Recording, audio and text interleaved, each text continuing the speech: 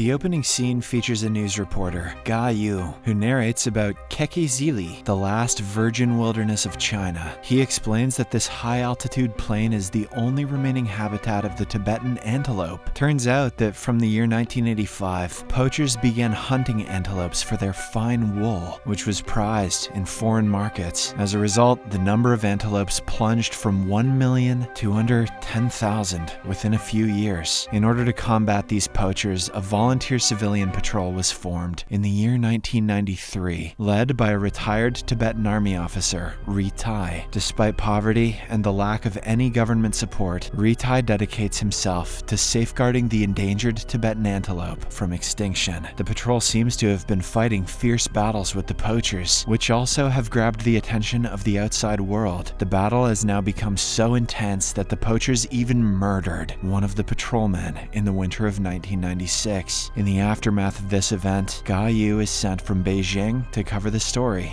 in detail. Upon arriving at Kekizili, he goes to meet Ritai, who is currently at the sky burial of the deceased patrol member. After the funeral, Ritai approaches Ga Yu and asks about his identity. When he introduces himself as a reporter, Ritai instantly dismisses him, showing no interest in giving interviews. However, he changes his mind when Ga Yu asserts that he might help him in his mission, declaring this place as a nature reserve. At midnight, the patrol team receives information about the newfound dead bodies of antelopes in the Zhunai Lake. As a result, they all arm themselves with their weapons and drive to the specified location. Now that Ga Yu is admitted into the patrol, he is also allowed to accompany them in the hunt for the poachers, assuming his role as some sort of embedded journalist. After an entire day of driving, they arrive at Budong Springs Conservation Station, which is guarded by a patrol member, A. Wang.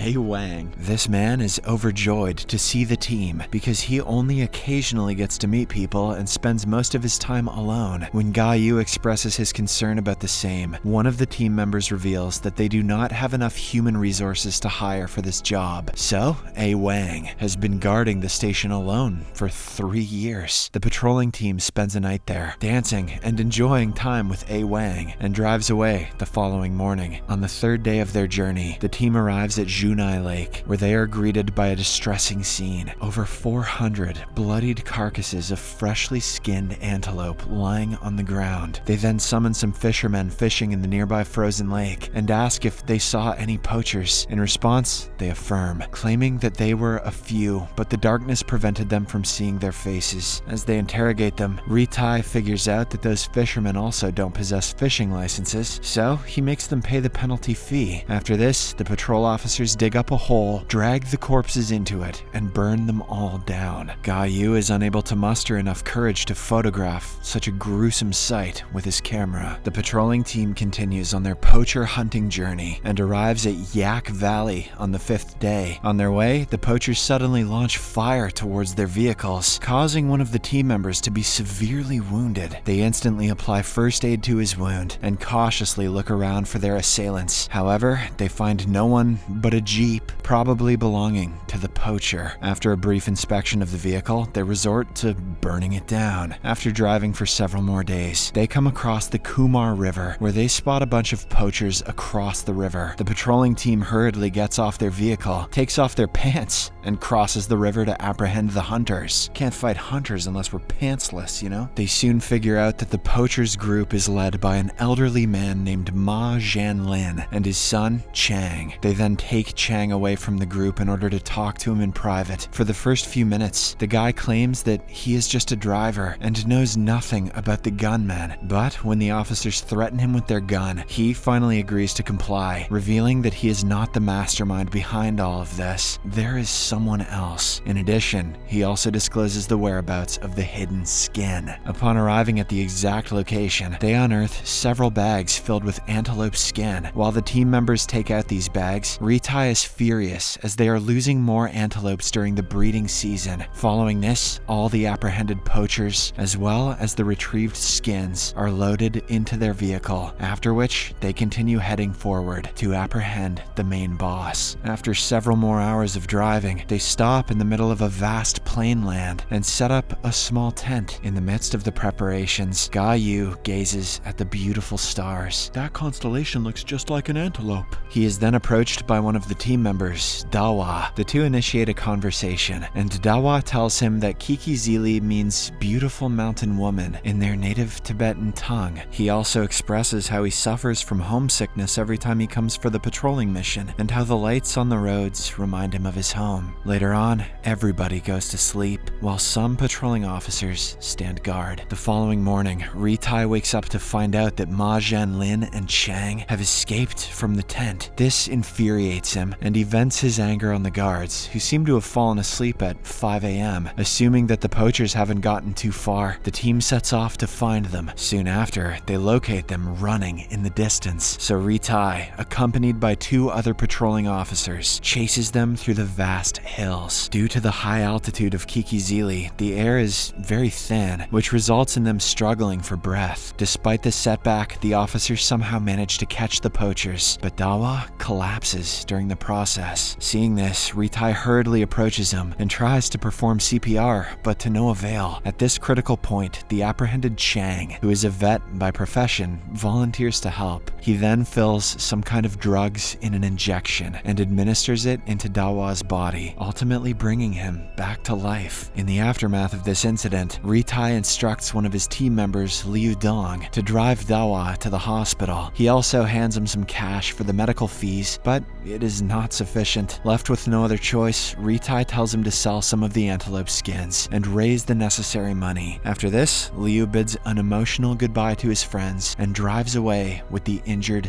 Dawa. Just as they leave, one of the team members approaches Ritai with the bad news that they do not have enough food for all of them. When asked about its details, he asserts that the food will last less than 2 days, even if they exclude the prisoners. Adding to their challenges, the driver discloses that they are running out of fuel as well, and that they can travel for a maximum of 4 days if they give up one of their trucks. Upon hearing these reports, Ritai comprehends the situation for a while, and eventually comes to a decision to abandon the prisoners and go for their boss. Ritai then releases all the prisoners from their handcuffs and announces his decision to abandon them, also explaining the reason why he is doing so. He further informs them that it is 200 kilometers to the Al Mountain and 100 more to the Kunlun Pass. They can make their own choice and go wherever they want. Ma Zhanlin requests to be taken along because he is old and frail. However, Ritai can do nothing but encourage the old man to not lose hope. After this, the patrolling team continues their journey ahead in 2 vehicles. The scene then cuts to the 12th day of the mission, and Ritai's team are still on their way. At one point, one of their vehicles abruptly comes to a stop. Upon inspection, they learn that its engine has been damaged and that it can't be repaired. Ritai, who is still not ready to give up on his mission, asks the 3 of his team members to stay there and wait for Liu's return, while he, along with the rest of the team, resumes their journey. On their way, Ga Yu asks Ritai about how they can reach their destination without enough supplies. In response, Ritai shares his decision to sell the antelope skins that they have. When the report mentions that it's illegal, Ritai asserts that they've no other choice and that he prefers to go to jail rather than endangering his team members' lives. Elsewhere, Ma Zhanlin's team are seen walking through the plains under the worst weather conditions. On their way, they are hit by a strong snowstorm that claims the lives of some members. Meanwhile, the continuous snowfall drops the temperature so low that it becomes tough for Ritai's stranded group to stay there. After waiting for a few days, they opt to trek their way home rather than waiting for help. On the other hand, Liu drives day and night as fast as he can because he does not have any food or water. Every time he gets thirsty or sleepy, he gets out of the car and washes his face with ice, also consuming it instead of water. After 3 days of non-stop and extremely exhausting driving, they finally reach a local hospital. Liu immediately gets off the vehicle, but he has no energy to walk, so he bangs on the vehicle's door to summon the doctor. Following this, the injured Dawa gets the necessary treatment, while Liu feels good after several hours of proper rest. Later that night, he meets his girlfriend, Lang Zhu, at a local bar where she works. The pair then drive to a secluded location where they make out inside the vehicle. Thank God, this antelope movie was lacking sex appeal. After this, Liu requests asks her to lend him some money, as he again has to return to rescue his fellow crew members. Hearing this, Lang is upset with his risky and unpredictable job, and she can't bear how he vanishes for days without any information. As a result, she decides to help him for the last time and end their relationship forever. So they're me or the antelopes, babe, and I know you love the antelopes. The next morning, Liu successfully sells the remaining antelope skins and gathers enough money to buy all the essential supplies. Once he fills up the vehicle with them, he makes his way back to rejoin his team members. During his non-stop drive, his vehicle unfortunately gets stuck in the sand. In an attempt to get it out, Liu starts unloading the supplies from the vehicles. In this process, he himself gets trapped in the dry quicksand that slowly pulls him downward. He desperately tries to get out of it, but his movements only worsen the situation. After numerous failed attempts, he ultimately accepts his fate and allows the sand to engulf him completely. On the 17th day of the mission, Ritai's vehicle runs out of fuel, prompting the team to continue the rest of their journey on foot. Ritai and Yu walk forward, while exhaustion causes the rest of the team to lag behind. After hours of walking, the two come across the main boss and his accomplices. Despite being outnumbered and outgunned, Ritai orders the boss to surrender himself and come along with him. Instead of complying with his orders, the criminal boss tries to bribe him with 2 vehicles and a new house for his family. What is this guy, antelope?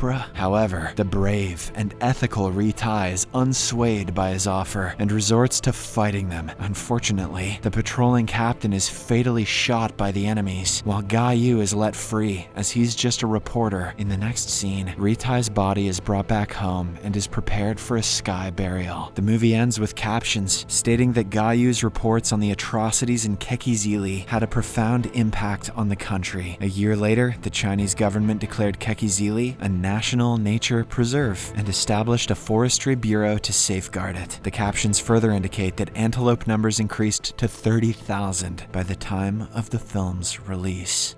Subscribe for more videos like this, turn on notifications, and leave a like to help the channel out. Thank you for watching.